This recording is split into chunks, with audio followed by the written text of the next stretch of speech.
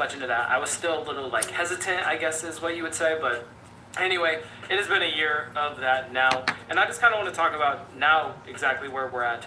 Street flower or black market flower versus legal THCA flower. Now, before we even get into this, obviously there is no difference in terms of like strength-wise or like cannabinoid-wise. It's all the same. It's all just regular flower. But I do just want to talk about how one of them could possibly screw you over and how one is better. And just things like that that you don't really even have to deal with anymore. And maybe, you know, because there's still some people out there that don't think this is the real deal, but it definitely is. And speaking of my favorite real deal flower company, shout out to JK Distro, man. They're one of the most popular THCA flower brands. $50 ounces, crazy things like that. I've been working with them for like 2 years, dog, and I've seen them, you know, go through a lot of changes. I've seen them try a bunch of different flower, and all of them have gotten me pretty big. Speaking of, we actually do have little nice joint skis right here rolled up. And what made me even think about this video is I actually had bought street flower again not too long ago. Not much. Cheers.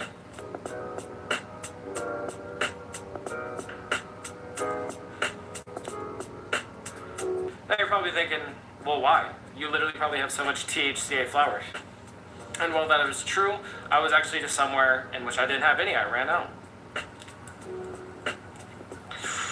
And it got me thinking, like, once again, having to buy through somebody. And sure, it wasn't any kind of crazy, sketchy situation or anything like that. It's still, like, I still felt a weird kind of, like, I don't know, pressure or weird kind of feeling, especially because I've been having this shit shipped to my door just like anybody else can. For like a year now, like, having to meet, you know, dealers or having to meet your plug or whatever, that shit is just gone. You know what I mean? Like, you just gotta meet the mailman, essentially. And half the time, you never even see them. Like, I've never had to really sign for anything. I've always had it just in my mailbox or on my door. Do I have someone here? Now, once again, while there is no difference in terms of, like, strength, like, it is both the same flower, both the same cannabinoid. In certain states, one can still get you in trouble. Now, having packaging like this, or even getting things online, like you usually get a letter or there's a piece of paper in there that says that this is federally legal, all that different stuff. And just having that in packaging or even, you know, papers that you can get from online that you can take with you, just to prove that this is a legal thing. Compared, if it's in a bag like this, then it's like pretty suspicious, you know what I'm saying?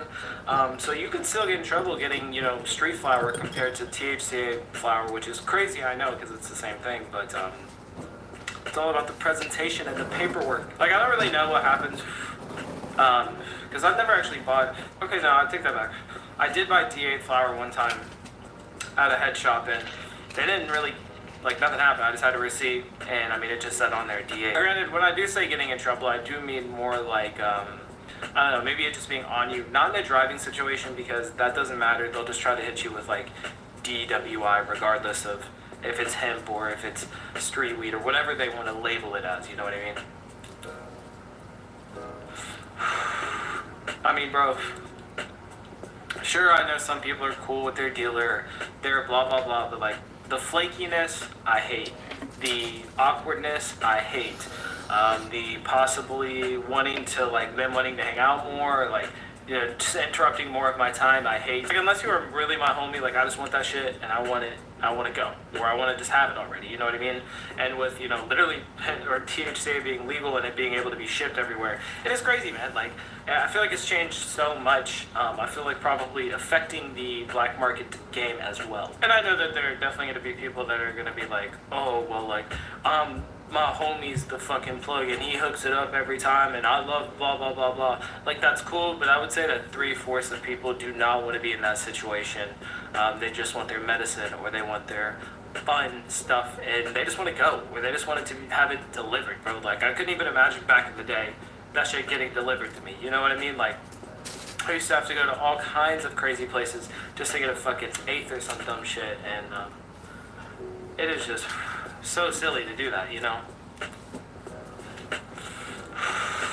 Beyond risking your freedom of, you know, when you're driving, you could get caught with it, that's a ticket. Some states it's jail. Depending on how much you have, that's like, it could be jail, like actually federal charge jail or felony charge jail.